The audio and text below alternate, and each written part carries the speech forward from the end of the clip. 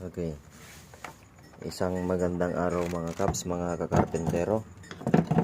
Yan, maghahasa po tayo ng planer kasi mapurol.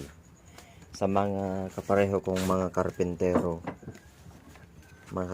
karpentero na hindi pa po alam maghasa o mag-resharpen ng planer, ito po yung technique mga kaps.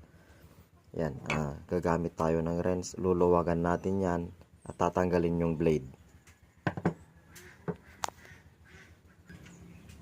Ayan na mga kaps, natanggal na natin yung blade.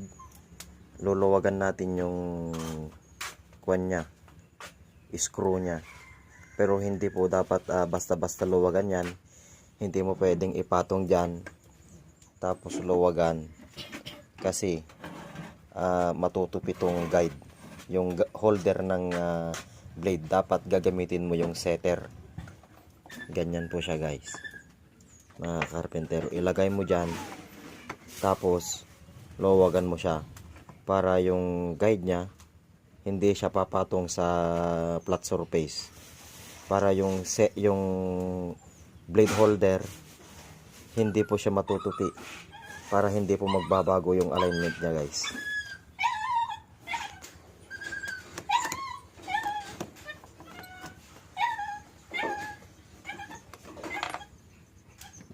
Ayan na guys, natanggal na. Tapos itong dalawang blades guys, hinahasa po ito nang hindi po tigi-isa ito hasain. Gumagamit po tayo ng guide ito, kasi pag isa-isa mo hasain yan, hindi parehas yung matatanggal, kaya magiging mabibrate yung kuwan natin, yung planer natin, kasi dapat balance na balance yung timbang nito, kaya dapat sabay silang mahasa. Ito, gagamit tayo ng clip sharpener. Okay mga kaps, ganito po yung itsura pag nalagay siya sa sharpener guide. Ganyan. Dapat po nakalapat po lahat yung mga gilid para pantay pa yung blade natin. Ganyan siya. At saka pag maghahasa tayo mga kaps, dito muna tayo sa magaspang. Ganyan. Ganyan po yung ano niya. Para kaya may clip siya, para pantay yung matatanggal na, pag naghahasa, pantay yung natatanggal na ano niya, na timbang. Yan mga kaps. Okay mga kakarpentero, sa mga hindi pa po marunong maghasa, pag naghahasa po tayo ganito, tapos ganyan, tapos ganyan, para hindi po siya magkakarb yung blade natin. Kasi pag puro ganyan, magkakarb po yung blade natin. Ang kumakain lang po dito sa dalawang gilid, sa end nya. Kaya pag ganyan, naghahasa kayo ng ganyan, ganunin nyo, tapos ganyan rin, para yung blade natin straight na straight. Tapos pag nahasa na po mga kaps, mga kakarpentero, kapain lang ninyo dito sa ibabaw, kasi kukusa po no may lalabas na wire edge, yung magaspang. Ang ibig sabihin na po yun, hasa na siya. Kaya ilalagay na natin siya sa pino, ganyan.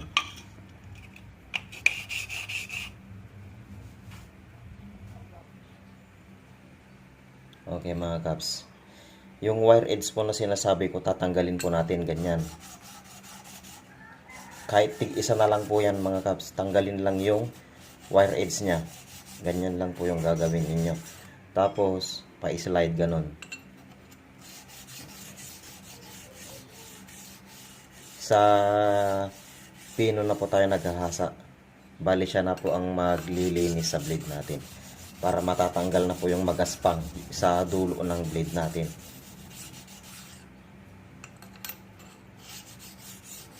Pag okay na mga kaps, kapay na ganun, pag malinis na okay na siya, pwede na siyang isalpak. Okay, i-set na natin mga kaps. Yan. Ganyan po siya mag-set. Dapat diin na diin po yung blade doon sa dulo, dito sa may stopper na yan. Tapos yung guide natin, dapat nakadiin din. Ganito po. para parehas po yung set niya, para hindi po siya magalaw, hindi po siya na-vibrate. Okay mga kaps, yan, naset na natin, pantay na pantay po yung blade natin. Yan, pinagtapat po natin silang dalawa, pantay na pantay. Yan po, maganda po yung set na yan.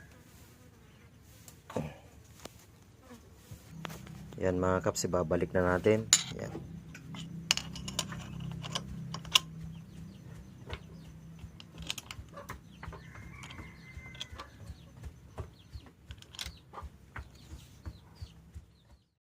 Okay mga kaps, higpitan na natin mga kaps.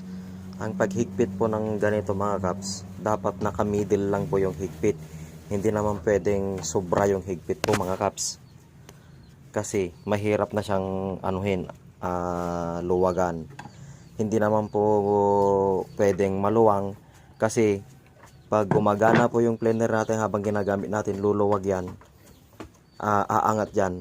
Yun po ang magkukos na masisira yung ano natin, yung planer natin, kasi masisira ito, mabibitak yan pag maluwang po itong mga tornilyo natin. Ito po yung pinaka-importante na reminder mga kaps, kasi marami na po yung nasisira yung mga buguhan na hindi pa alam mag-set ng planer, maghasa at mag-set. Dapat po naka-middle yung higpit niya, nasa katamtaman yung higpit naman mga kaps. Hindi naman pwedeng maluwang. Ayan mga kaps, ito po yung may share ko na knowledge mga kaps sa mga baguhan na karpentero no, na kagaya ko. Dapat ganun po ang technique ng mga kaps, paghasa, pagset, para hindi po masira yung planer natin. Thank you mga kaps for watching. Please like and share.